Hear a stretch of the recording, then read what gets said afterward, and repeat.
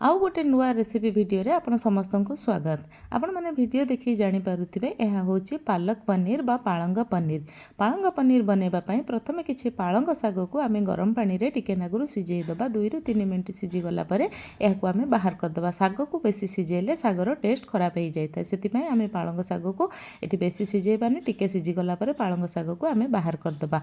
ए पानीटा को मध्ये आमे रखिबा पछरे ग्रेवी हिसाब रे यूज करबा पई।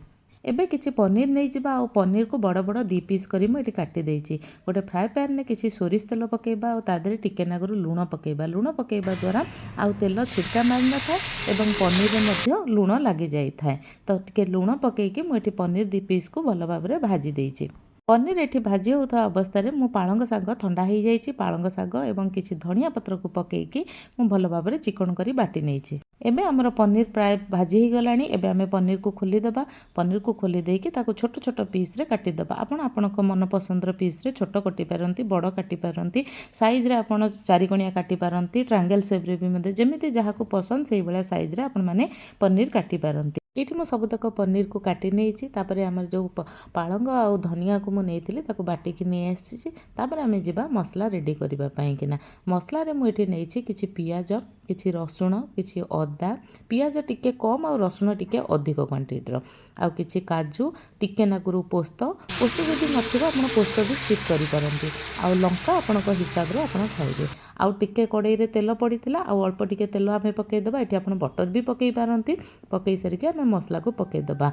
आवश्यक मुताबिक लूण पकेई दबा। आगरु टिके आमे पनीर रे लूण पकेइथिले सेही हिसाब रे आ टिके नागुरु लूण पकेई दबा। टिके हळदी आ टिके अल्प टिके नागुरु हेंगु पकेई देके मसला को तेल उठिला जाय आमे कसी दबा। एठी आपण मन देखि पारुथिबे मसला रु टिके टिके तेल छाडी आसिलानी। एबे आमे सेतरे टिके मीट मसला पकेइके आउ टिके समय आमे मसला को कसिबा। जेहेतु आउ टिके टिके पानी अछि, आउ 2 रु 3 मिनिट आमे मसला को ढांकी के एम्ति कसिबा।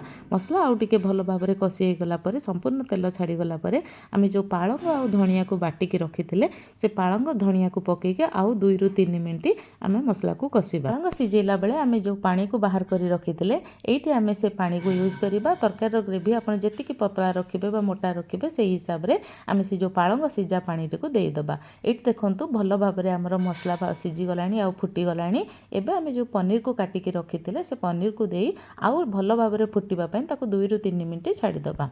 एबे हमर तरकारी फुटी आसिलानी। आमे कोन करबा ना किछि अमूल को पानी करी एठी देई दबा। आपण ए अमूल बदल रे बळं फ्रेश क्रीम देई पारंती। नहल नै आपण पाखरे जदि क्षीर सर अछि, आपण क्षीर सर को टिके नागुरु ग्राइंडिंग करी के हो, नहल नै टिके नागुरु चामच रे गोळेई के हो तादरे पकेई पारंती। बहुत बढ़िया लागे एटा तरकारी रे देले, बहुत बढ़िया लागे। हल्का टिके नागुरु मिठा देबे आ लास्ट को टिके बटर देबे। एठी मु टिके बटर नहीं जाइछि आ चीनी को मु अमूल ले गोळेई की देई देइतिली, जोटा कि आपन को देखा होनी किंतु चीनी टिके नागुरु निहाती देबे। एठी हमर बनी जाइछि पूरा colourful green green palak paneer बा पालंग पनीर। आपण मानको जदि इभळा वीडियो भलो लागुछि बा किछि सिखिबा को पाउचंती ताले निश्चिंत रूपे लाइक शेयर सब्सक्राइब करि देबे। खांतु खुआंतु भलरे रुहंतु। जय जगन्नाथ।